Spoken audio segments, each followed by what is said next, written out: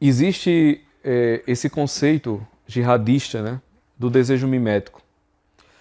E, claro, sendo bem esquemático aqui, imagine que num determinado grupo social, todas as angústias daquele grupo social, todas as questões não resolvidas daquele grupo social, desde o sentimento das pessoas até os problemas de ordem realmente política, de ordem econômica, eles precisam ser resolvidos de algum modo. Quer dizer, todo esse conjunto de tensões precisa ser resolvido de algum modo. E o modo, por excelência, de resolver esse conjunto de tensões é com a vítima sacrificial.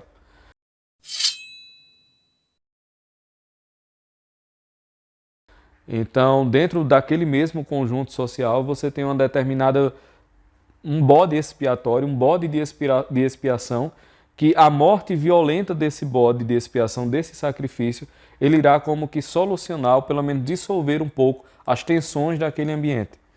Quando nós observamos desde grupos sociais pequenos, se você junta um grupo de WhatsApp, você tem o movimento do bode expiatório. Se você junta grupos humanos, você tem o movimento do bode expiatório. Esse ciclo de violência, ele é contínuo, ele é perpétuo, porque no exato momento em que as tensões são aliviadas pelo sacrifício expiatório de um determinado indivíduo, essas tensões recomeçam, porque elas não desaparecem propriamente. As tensões são como que dissolvidas por um tempo, mas depois elas recomeçam. Na história das civilizações, qual é a tensão que é dissolvida de uma vez para sempre pelo sacrifício expiatório? É o cristianismo. Então, o Cristo, de fato, é a ovelha que é o sacrifício expiatório por excelência.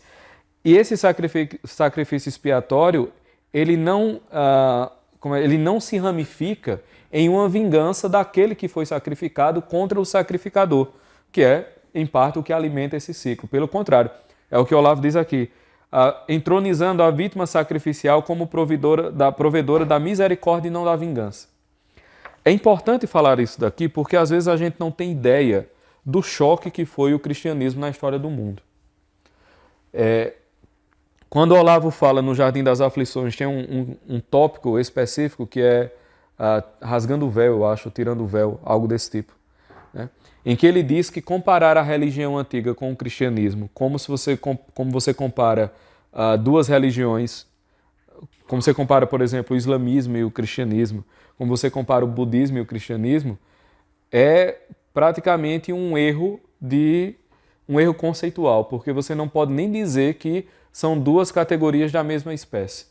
A religião no mundo antigo é praticamente uma espécie distinta da religião após o cristianismo, após a vinda do Nosso Senhor. Então, realmente, a entrada do sacrifício misericordioso no ciclo civilizacional da história humana é uma coisa que divide, de fato, a história humana. Eu acho muito curioso quando as pessoas têm uma certa resistência em dividir a história por antes e depois de Cristo. Vocês sabem que há um movimento para dividir antes e depois da Era Comum. Eu já vi alguns filmes, a legenda vinha assim, antes e depois da Era Comum. Em alguns livros, alguns documentos, exatamente para decolonizar o tempo. O que seria isso?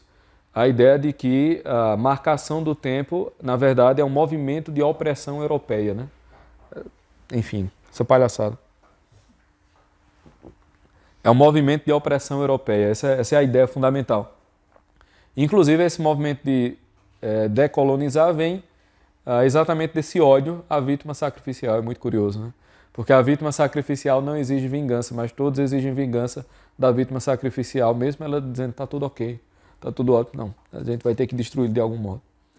Enfim, e essa diferença, né, que o Olavo fala aqui no Jardim das Aflições, quando ele fala do mundo gnóstico antigo com o mundo cristão novo, não serem nem categorias que podem ser colocadas em paralelo, a gente vê isso muito bem no esquema dos saltos do ser.